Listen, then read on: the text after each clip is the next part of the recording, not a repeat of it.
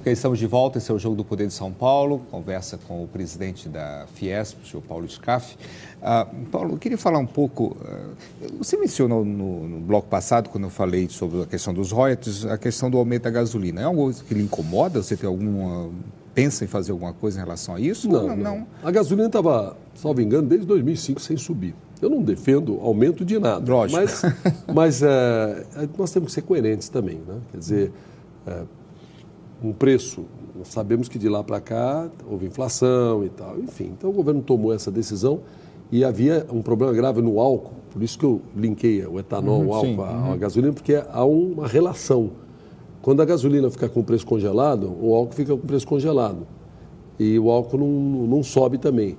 E você deixar muitos anos o preço congelado, começa as usinas ficarem no vermelho, aquelas que produzem álcool. E é o que aconteceu. Nós tivemos um fechamento de muitas usinas. Você sabe que 2/3 da produção sucroalcooleira brasileira está no estado de São Paulo. E muitas usinas fecharam, principalmente usinas que só produziam etanol, só produziam álcool, essas realmente não sobreviveram. E o setor passou a ter muitas dificuldades. E isso não interessa para nós. Quer dizer, nós precisamos produzir álcool, precisamos produzir açúcar. As usinas que conseguem produzir um mix, açúcar e álcool, aí sim, elas sobreviveram porque o açúcar foi bem. Então, o que perderam no álcool, recuperaram no açúcar. Agora, usinas que só produziram açúcar tiveram muita dificuldade. Então, com esse aumento da gasolina, recuperou um pouquinho o preço do álcool. Enfim, e eu diria assim que faz parte. Eu também abasteço o carro, não fico feliz. Quer dizer, a gente pensar como consumidor individualmente, tomara que não suba a gasolina, que não suba nada. Mas, como país, eu não reclamo de ter subido esse percentual que subiu aí, salvo engano, alguma coisa em torno de 4%, 5%, a gasolina, o álcool, porque muitos anos que estavam os preços congelados e com problemas da Petrobras, com problemas nas usinas de álcool. E não adianta também a gente matar a produção e depois não ter álcool e depois não ter como se abastecer, faltar combustível, ter que importar, aí vai divisas para fora. Então, nós temos que pensar de uma forma mais ampla, né? Eu vou tocar num tema que é a questão da indústria.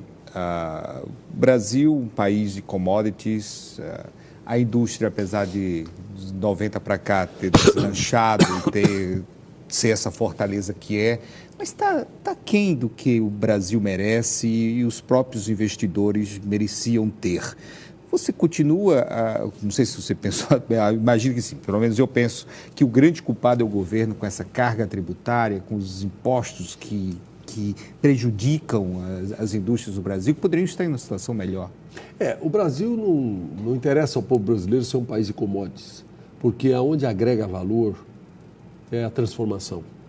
Em vez de você vender a matéria-prima, você transforma essa matéria-prima num produto. Em vez de você vender o algodão, produto agrícola, você transforma esse algodão em fibra, a fibra em fio, o fio em tecido, o tecido numa camisa, enfim. E em cada etapa você agrega valor, você emprega intensivamente, é o melhor emprego, é o melhor salário, você inova, você tem investimentos de P&D, enfim. Então, para o Brasil, interessante não ser um país de commodities, é ser um país em que você tenha matérias-primas e, prioritariamente, utilize essas matérias-primas e transforme dentro do Brasil, empregando intensivamente, dando bom emprego para o povo brasileiro e desenvolvendo o Brasil e criando condições para um crescimento da economia. Mas o governo não deixa. O que acontece, realmente, a gente sempre alertou, a nossa luta é muito grande, eu não posso deixar de reconhecer que algumas coisas nós conseguimos.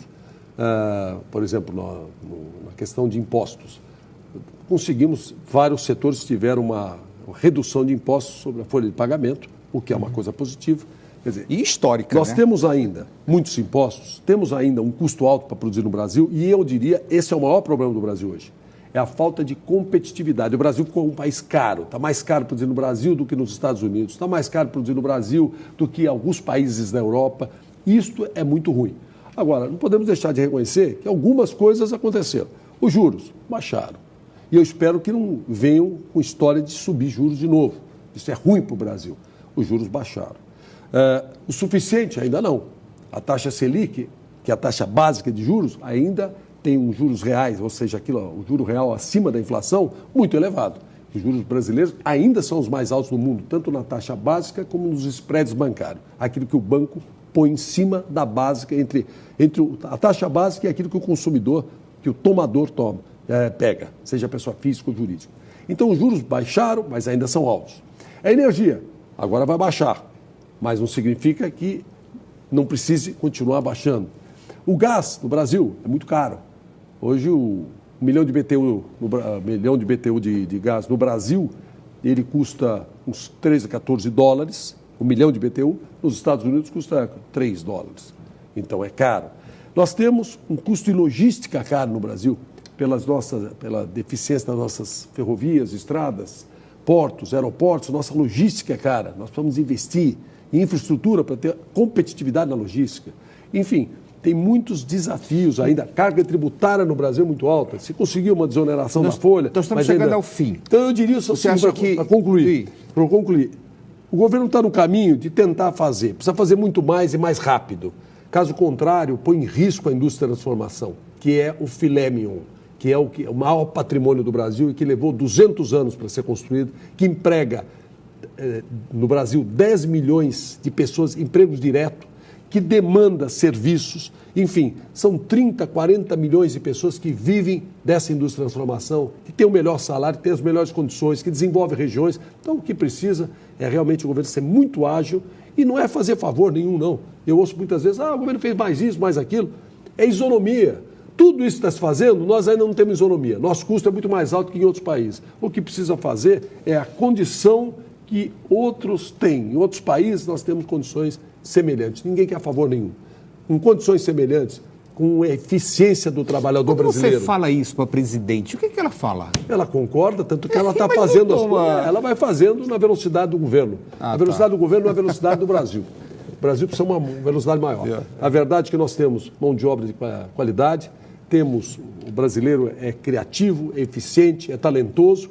A gente tem que ter as mesmas condições para realmente gerar as riquezas aqui e não ficarmos importando. Só para concluir, nos últimos 10 anos, enquanto a indústria cresceu 19%, o comércio cresceu 102%.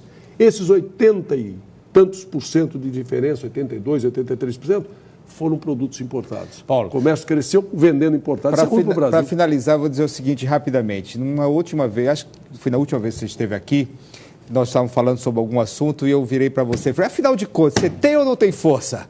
Aí você explicou a questão dos juros, tal, e para finalizar o programa, ele tem força. Parabéns, viu? Parabéns pela nossa energia. Muito obrigado. Gente, muito boa noite, muito obrigado, Paulo, e até a próxima semana. Até lá.